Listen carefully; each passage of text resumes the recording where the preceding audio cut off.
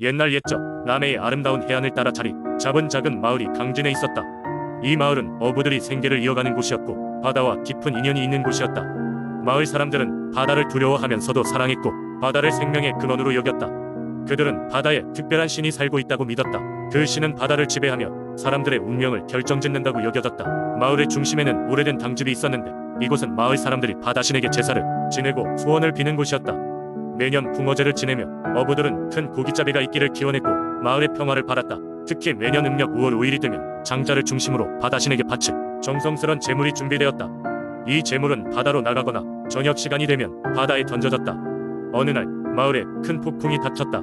어부들이 가장 두려워하던 상황이었다. 거대한 파도와 강풍은 몇몇 배와 사람들이 바다로부터 돌아오지 못하게 했다. 마을 사람들은 불안에 떨며 매일 밤 바다를 향해 기도를 올렸다. 폭풍이 끝나고 한 젊은 어부가 마을로 돌아왔다. 그는 바다에서 죽을 고비를 넘겼다고 말했다. 젊은 어부는 비바람 속에서 망망대해를 떠다니며 절망에 빠져 있었는데 갑자기 바다 아래에서 신비로운 빛이 비쳤다. 바로 그때 그는 흰 옷을 입은 여신의 환영을 보았다고 한다. 그녀는 온화한 미소를 지으며 그에게 돌아갈 길을 가리켜 주었다. 여신의 덕분에 젊은 어부는 그의 생명을 구할 수 있었다고 했다. 마을 사람들은 이 이야기에 놀라움을 금치 못했다. 여신의 존재를 확인하기 위해 마을 장자와 사람들은 당집에서 특별한 제사를 준비했다. 그들은 여신에게 감사의 마음을 전하고자 더욱 성대한 제물을 준비해 바다에 바쳤다. 그 후로 마을 사람들은 바다에 나갈 때마다 이 여신에게 기도를 올리며 무사 안전을 빈곤하였다. 또한 해마다 이 특별한 날에는 마을 사람들이 모여 여신에 대한 이야기를 들려주고 바다신과 여신에게 경의를 표하는 풍습이 자리 잡았다. 세월이 흘러도 이 강진의 작은 마을에서는 바다신과 여신의 이야기가 전해져 내려와 마을 사람들에게 깊은 신앙심과 감사의 마음을 심어주고 있다. 마을 사람들은 이러한 민속, 신앙이 주는 평화로움을 느끼며 이 전통을 계속해서 지켜나가기로 다짐했다. 두 번째 이야기. 오랜 옛날 금산의 작은 마을에는 대왕바위라 불리는 신령스러운 바위가 있었다. 이 바위는 마을의 중심에 자리 잡고 있었으며 마을 사람들은 이곳을 마을의 수호신으로 여겼다. 그들은 매년 봄마다 대왕바위 앞에서 제사를 지냈다. 제사 당일이면 마을 사람들은 정성껏 음식을 준비하고 서로의 안녕과 마을의 풍요를 기원하며 연의 안녕을 빌었다. 대왕바위는 마치 마을 사람들의 염원에 응답하듯 그 해가 다 지나가기 전에 풍년과 평화를 선사했다고 한다. 그러나 어느 해 마을에 큰 가뭄이 찾아왔다.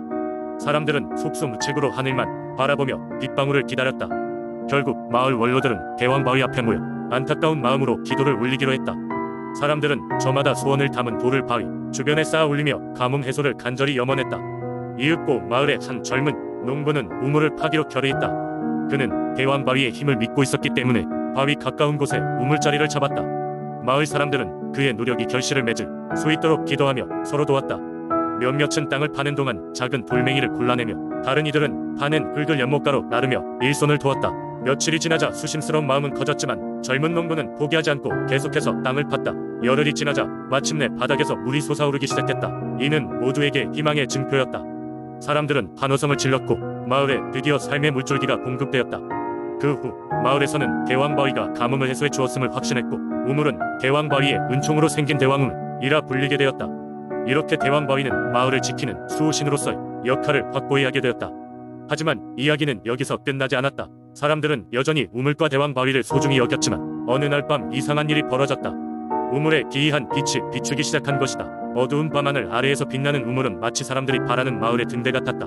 마을 원로들은 이 기이한 현상의 의미를 해석하려고 하였다. 그리고 그들은 대왕바위가 마을에 어려운 시기가 다가왔음을 알리고 있다고 믿었다. 이로 인해 마을 사람들은 서로를 더욱 끌어안고 공동체 의식을 강화하기 시작했다. 이런 전통은 현재까지 이어지고 있다.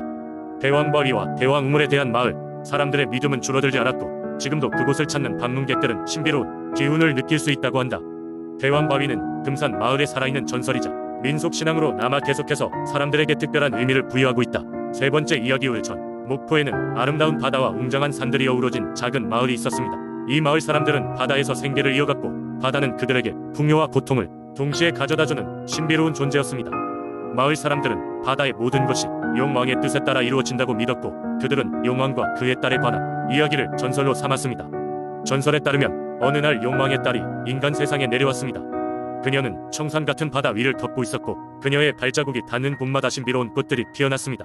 그녀의 존재는 바닷바람에 실려 마을 사람들에게 전해졌고 그들은 그녀를 환영하기 위해 축제를 열었습니다. 그러나 이 축제는 단순한 환영식이 아니었습니다. 용왕의 딸은 바다에서 일어날 예기치 못한 재앙을 막기 위해 보내진 것이라고 전해졌습니다. 그녀는 바다를 다스리는 힘을 가지고 있었으나 인간의 마음을 이해할 수는 없었습니다. 그래서 그녀는 인간들과 함께 지내며 그들의 고난과 기쁨을 체험하기로 결심했습니다. 시간이 지나면서 그녀는 마을의 한 젊은 어부와 사랑에 빠졌습니다. 그들은 바다 위의 노을을 함께 바라보며 서로의 마음을 나누었고, 바다는 그들의 사랑을 축복하듯 평화롭고 잔잔했습니다. 그러나 이 사랑은 잠깐의 평화만을 가져올 뿐이었습니다. 어느 날 검은 구름이 바다를 뒤덮고 폭풍이 몰아치기 시작했습니다. 마을 사람들은 두려움에 떨었고, 용왕의 딸은 이 재앙을 막기 위해 자신의 힘을 사용해야 했습니다. 그녀는 바다 가운데로 나아가 자신의 목숨과 바꿔 폭풍을 잠재웠습니다. 그리하여 바다는 다시 잔잔해졌고 마을은 안정을 찾았습니다. 그녀의 희생에 대한 감사와 슬픔 속에서 마을 사람들은 그녀를 기리기 위해 매해 명절을 기리기로 했습니다.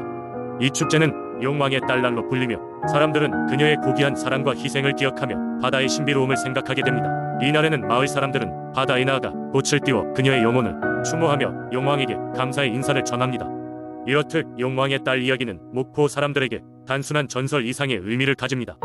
그것은 그들에게 바다의 힘과 사랑의 위대함을 일깨워주고, 그들이 잊지 말아야 할 본래의 소중한 가치를 상기시킵니다. 이야기는 시간이 흘러도 여전히 목포의 밤하늘 아래서 조용히 사람들의 입을 타고 전해지고 있습니다. 네 번째 이야기, 옛날 옛적 한국의 남쪽 끝자락에 자리 잡은 해남에는 특별한 믿음과 전설이 깃든 작은 마을이 있었습니다. 이 마을은 높은 산과 푸른 바다로 둘러싸여 있었으며, 마을 사람들은 자연과 조화를 이루며 살았습니다. 그러나 이곳 해남 마을에는 자연만큼이나 신비로운 존재가 있었습니다. 아무도 그 모습을 쉽게 볼 수 없었지만 그 존재는 마을 사람들의 삶에 깊이 스며들어 있었습니다. 그 존재는 바로 돌할매로 불리는 마을의 수호신이었습니다. 돌할매는 마을의 중심부에 자리한 오래된 바위산 아래에서 발견된 신비로운 돌로, 마을 사람들은 이 돌할매가 마을을 지켜준다고 믿었습니다. 돌할매는 외모로는 그저 거대한 바위 같았지만 그 체구 속에는 신비한 힘이 흐르고 있었습니다. 그녀는 오래전부터 마을을 돌보고 풍년과 풍요를 가져다주는 존재로 여겨졌습니다.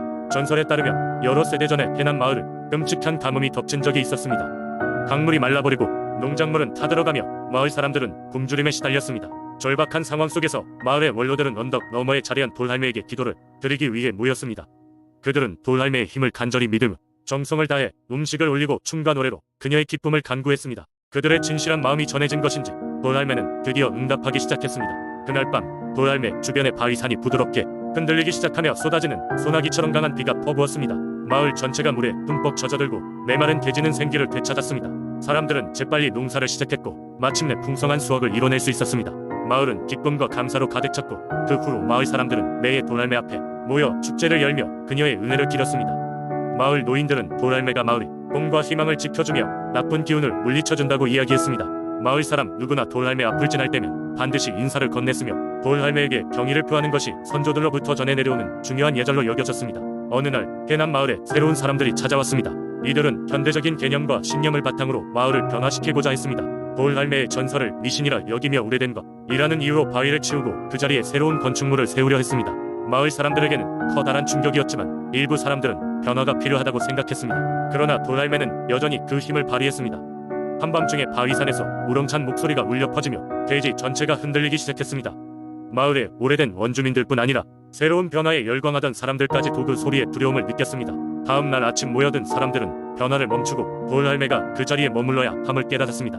그들은 돌할매에게 다시 경의를 표하며 마을을 수호해주길 기원했습니다. 결국 돌할매는 다시 마을의 상징이 되었으며 그 힘과 보호를 믿으며 살아가는 마을 사람들의 중심에 서게 되었습니다. 오늘날에도 해남의 돌할매는 마을 사람들에게 전해지는 이야기가 되었으며, 과거와 현재를 잇는 가교로서 앞으로도 마을을 지켜줄 것이라는 믿음을 주고 있습니다.